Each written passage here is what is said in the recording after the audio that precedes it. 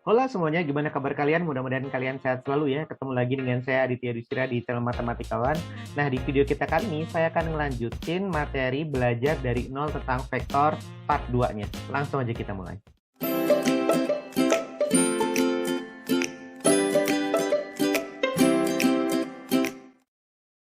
Oke, di video saya sebelumnya di belajar dari nol, saya sudah ngebahas tentang bagian D, sudah sampai bagian D tentang operasi vektor, yaitu tentang penjumlahan vektor ada pada aspek aljabar dan pada aspek geometrisnya. Nah, sekarang saya akan lanjutin teman-teman tentang operasi vektor juga, yaitu bagian yang kedua tentang perkalian skalar. Nah, ini dia, gitu. Nah, pastinya kalau di penjumlahan itu ada aspek aljabar dan ada aspek geometrisnya, pada perkalian skalar juga begitu. Pada perkalian skalar juga begitu. Ada aspek aljabarnya, cara aljabarnya, dan pada aspek geometrisnya. Kalau pada skalar easy sekali ya. Jadi kalau ada suatu skalar atau konstanta atau angka dikali dengan vektor A, misalkan vektor A-nya itu anggotanya adalah X, Y, Z atau boleh dilabangkan dengan A1, A2, A3 juga boleh. Saya ngambil aja X, Y, Z. Nah, ini setiap anggota pada X, Y, Z-nya, setiap anggota pada A-nya, kita kalikan dengan konstantanya. Jadi ini Kx, Ky, dan Kz. Gitu. Sesimpel itu aja. Itu easy sekali. Nah, untuk pada geometrisnya itu perhatikan ini. Perhatikan ada jejer genjang gini deh. Misalkan jejer genjang. Gitu. Ini ada A, B, C, D. Nah, saya andaikan ini vektor AB-nya itu sebagai U, gitu. Maka karena di materi kesamaan dua buah vektor, saya sudah menjelaskan bahwa dua vektor itu sama jika panjang dan arahnya sama, gitu kan teman-teman. Nah, berarti kalau ini adalah U, maka DC juga U, bukan? Gitu, ini juga U. Dan ini juga kalau segini, kalau ini ada titik tengah-tengah nih, misalkan saya ada di sini, saya namain T. T itu pertengahan dari DC. Ini setengah U-nya, bukan? Ini setengah U-nya. Nah, setengah itu merupakan skalar. Setengah ini adalah suatu skalar. Nih. Terus coba hubungkan. Hubungkan vektor AB, DC, sama DT-nya itu. Coba apa teman-teman hubungannya? Ya kan? Kalau AB itu kan sama dengan DC ya. Gitu. AB sama dengan DC. Terus AB juga bisa ditulis sama dengan, karena DT-nya itu setengah dari setengah dari DT. DT itu setengah dari DC, artinya DC itu 2 kali DT, bukan? Tuh. Nah, ini juga skalar. Ini juga skalar, tuh. Tuh. Jadi, kalau kita lihat ya aspeknya, sudut pandangnya, jadi bisa ditulis AB itu bisa ditulis 2 DT. Gitu. Nah, AB itu juga bisa ditulis, jangan AB deh. DC itu juga bisa ditulis 2 kali DT. Nah, perhatikan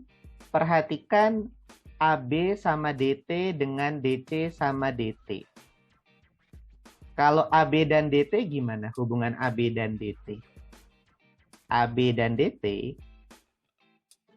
kita lihat adalah dua vektor apa? Yang sejajar, bukan? Gitu. Dua vektor sejajar. Nih, sejajar. AB dan DT. Nah, kalau DC dan DT gimana? DC dan DT kalau dilihat.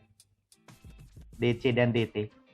DC dan DT adalah dua vektor yang, yes, betul sekali. Dua vektor yang segaris. Gitu. Dua vektor yang segaris. Segaris atau bahasa lainnya kolinier.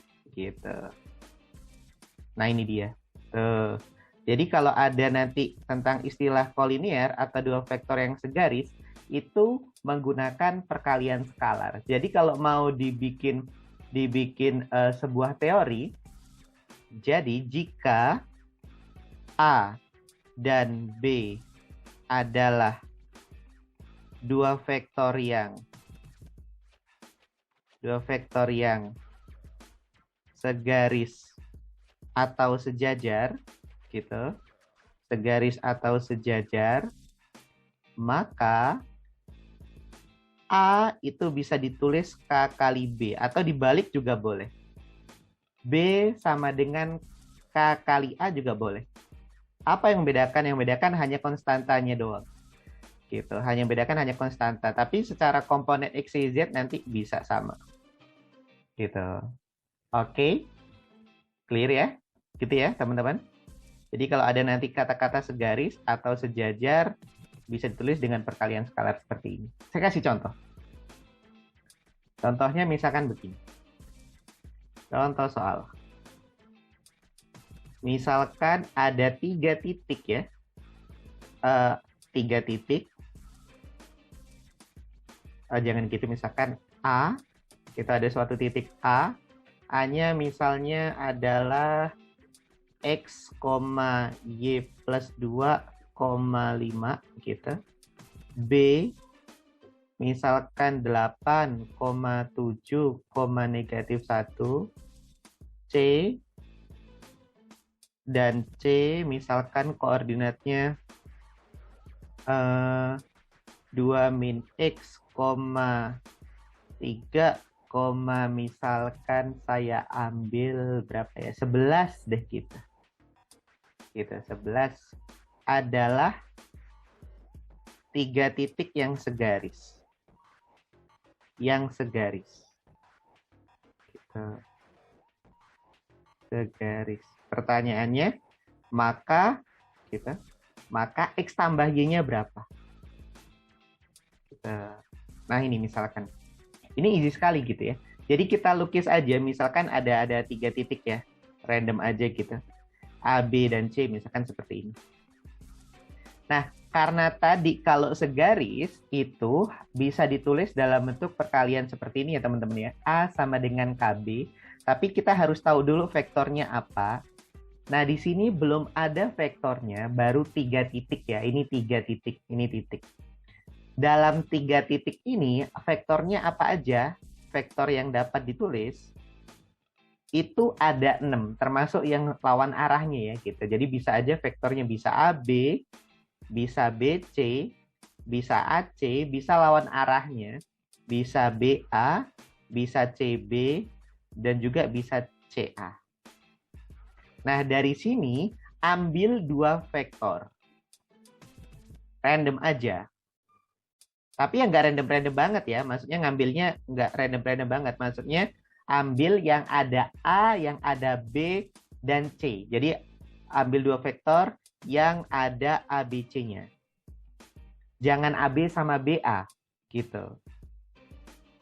Jangan AB sama BA, jangan. Tapi harus ada C-nya juga. AB dengan apa gitu. Boleh BC, boleh CB, boleh CA, boleh AC, boleh random aja.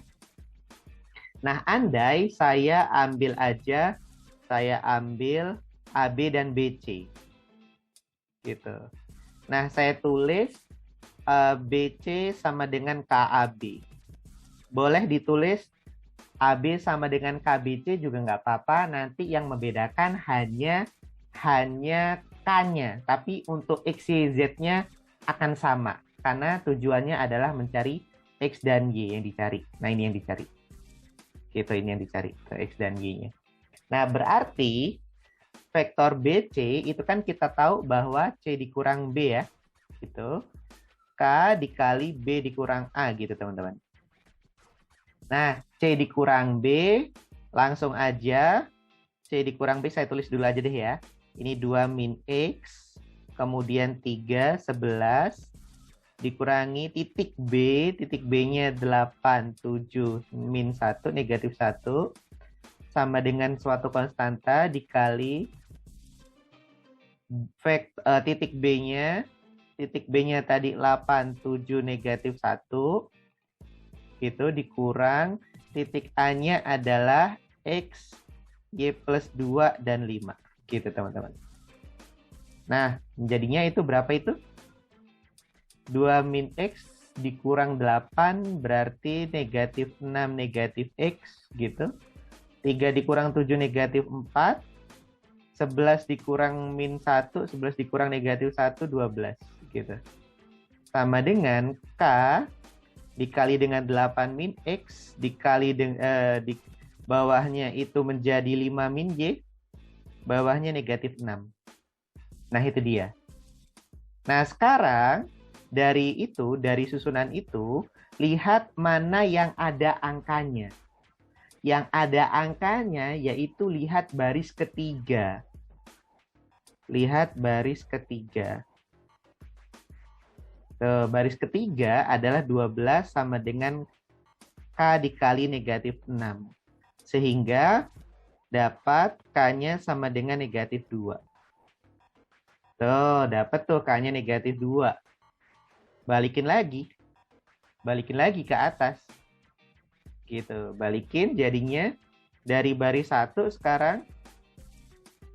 Baris 1 jadinya negatif 6 negatif X sama dengan negatif 2 dikali 8 min X. Gitu. Negatif 6 dikurang X sama dengan negatif 16 ditambah 2X. Pindah-pindah ruas. Dapatnya X-nya. Oh, jelek ya angkanya ya. Negatif 3X sama dengan negatif 10, X-nya 10 per 3. Oke. Nah, terus baris kedua berarti dapatnya negatif 4 sama dengan negatif 2 dikali 5 min Y. Gitu. Jadinya itu sama dengan negatif 4 sama dengan negatif 10 ditambah 2Y. Jadi Y-nya sama dengan 3. Langsung aja kita. Nah, tinggal tambahin deh. Oke, clear ya? Gitu. Saya jelaskan. Gitu ya teman-teman ya. Kalau mencari X dan Y kalau ada yang segaris. Gitu. Nah, ini dia. Keywordnya di sini segaris. Jadi tadi langkahnya adalah ambil dua vektor gitu yang ada A, B, dan C-nya lalu ditulis dalam bentuk kayak gini. Dalam bentuk formula tadi yang segaris. Gitu. Nah, dapat dioperasikan nanti dapat. Saya rasa nggak ada masalah. Nanti kalau vektor yang lain yang membedakan hanya K-nya. Tapi untuk X dan Y-nya selalu sama. Gitu. Kalian bisa coba nanti. Itu yang segaris. Nah, gimana dengan yang sejajar-sejajar itu nggak beda jauh ya, nggak ada bedanya gitu. Misalkan gini ya. Contoh soal lain yang sejajar. Misalkan trapesium gitu. Trapesium ABCD dengan sisi AB sejajar dengan CD gitu. Jika misalkan titik A itu 1,2, negatif 4, titik B-nya misalkan 3, negatif 7, misalkan 8 gitu. C-nya misalkan berapa ya misalnya negatif 5, 6 plus P, Q gitu. Dan D-nya misalnya adalah min 1,7 2,5 misalkan deh gitu. Maka P dan Q adalah gitu.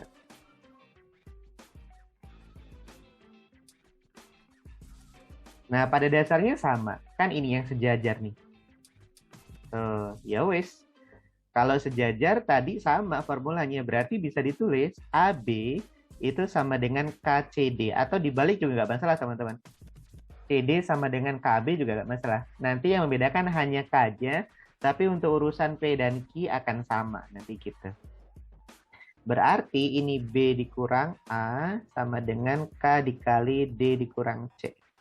Gitu langsung aja deh ya. B dikurang A berarti ini 2 negatif 9 sama 12 sama dengan K dikali D dikurang C. D dikurang C berarti ini 4 gitu. Terus itu negatif 4 min P. Terus itu 5 dikurang Q. Nah, gitu. Nah, kemudian dari baris pertama gitu. Dari baris pertama dapat 2 sama dengan 4K, K-nya berarti dapat setengah. Nah, udah dapat K-nya setengah. Ya wes, kita balikin. Kita balikin. Jadi di baris kedua ada min 9 sama dengan setengah dikali dengan negatif 4 min P. Kali silang negatif 18 sama dengan negatif 4 min P. Berarti P-nya sama dengan 14. Pindah-pindah ruas. Tuh. Dapat. Ya kan? Terus dari baris ketiga. Jadi 12 sama dengan setengah dikali 5 min Q. Gitu. Kali silang 24 sama dengan 5 min Q. Q-nya berarti negatif 19. Gitu. Oke. Nice. Saya rasa nggak ada masalah. Gitu ya teman-teman ya. Easy ya. Ingat kalau sejajar atau segaris bisa tulis seperti ini. Gitu. Itu operasi vektor pada perkalian skalar baik secara aljabar dan geometrisnya. Nah, kemudian yang di bagian ketiga gitu ada operasi vektor tentang perkalian dua vektor, tapi perkaliannya perkalian dot. Gitu, perkalian dua vektor, perkalian dot. Nah, perkalian dot ini juga bisa dilihat dari secara aljabarnya dan secara, maksudnya bukan secara geometris, pure geometrisnya ya. Jadi ini yang dilihat secara komponennya. Jadi kalau jika diketahui anggota-anggotanya, tiap komponennya gitu, anggotanya. So, anggotanya. Jadi misalkan ada vektor A nih. Vektor A misalkan anggotanya A1, A2, A3 nih. A1, A2, A3 nih. Vektor B anggotanya misalkan B1, B2, B3 nih.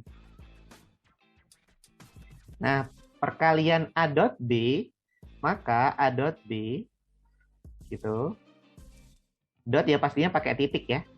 Jadi A dot B adalah sama dengan A1 dikali B1, setiap anggotanya dikaliin, ditambah A2 dikali B2, gitu. Ditambah A3 dikali B3. Nah, ini perkalian dot kalau anggota-anggotanya diketahui. Gitu. Oke, easy ya teman-teman ya. Nanti saya kasih contoh deh. Kemudian, kalau diketahui dia dua vektor membentuk sudut. Gitu. Kalau misalkan gini, ada vektor A sama vektor B diketahui membentuk sudut. Jika diketahui A dan B membentuk sudut. Sudut A dan B itu sebesar theta misalkan. Gitu. Dan itu vektornya itu A sama B-nya itu maksudnya saling itu ya, saling maksudnya dalam pusat yang sama ya. Gitu. Saling menjauhi sudutnya gitu. Bukan menuju sudutnya. Bukan gini arahnya, bukan yang begini ya. Bukan gini arahnya, bukan. Tapi arahnya harus ke sana sama. Gitu, dalam pusat yang sama gitu, dalam pangkal yang sama. Nah, ini tetanya. Gitu. Nah, A dot B-nya itu bisa dicari dengan cara yaitu sama dengan panjang A dikali panjang B dikali dengan cos theta. Nah, panjang vektor itu yang di sebelumnya teman-teman, yang di sini. Tuh, di bagian B. Gitu, bisa dilihat video belajar dari nol part pertama vektor. Ini dia. Nih. Itu ya. Oke. Nah, gimana kalau dua vektornya tegak lurus? Gitu. Jika dua vektor tegak lurus gimana? Tegak lurus itu sudutnya berapa derajat? Tegak lurus itu sudutnya 90 derajat kan teman-teman? Gitu ya. Nah, jika A tegak lurus dengan B gitu, maka karena tadi tegak lurus itu sudutnya 90 derajat dan kita tahu bahwa cos 90 itu 0, maka A dot B itu sama dengan 0 gitu. Tuh, itu kalau tegak lurus ya. Tuh. Nah, itu perkalian dot. Gitu. Nah, yang paling banyak ini nih nanti kalau di soal SBM. Kita di soal SBM tentang perkalian dot yang ini. Gitu deh. Contoh aja deh. Contoh soal. Yang easy dulu deh ya. Contoh soalnya misalkan gini. Jika ada vektor A itu anggotanya adalah misalkan 3, Y, min 1 gitu. Kemudian ada vektor B anggotanya misalnya 4, 2,6 misalkan gitu. Jika A tegak lurus B gitu, maka A dot B sama dengan gitu. Nah, ya wes. Berarti kita tahu tadi yang tegak lurus nih, tegak lurus itu hasil dotnya 0 ya.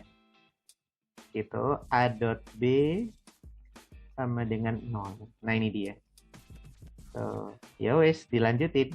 Perkalian dot tadi kan setiap anggotanya dikalikan gitu. Jadi ini 3 kali 4 ditambah Y kali 2 gitu, ditambah min 1 kali 6 gitu, sama dengan 0. Jadi 12 ditambah 2Y min 6 sama dengan 0. 2Y sama dengan negatif 6, Y-nya negatif 3. Gitu. So, saya rasa nggak ada masalah, easy. Itu kalau tegak lurus dan juga setiap anggotanya diketahui. Nah, tipe soal berikutnya pada perkalian dot itu juga bisa gini teman-teman. Bisa menanyakan sudutnya, bisa menanyakan cos sudutnya gitu ya. Misalnya gini. Misalnya contoh lain yang berkaitan sama sudut tadi. Misalnya jika gitu, jika ada vektor A misalnya 2, negatif 2,1 gitu. Kemudian ada vektor B dan vektor B misalnya anggotanya itu berapa ya? 1, negatif 3, berapa biar bagusnya 2 lah misalkan gitu.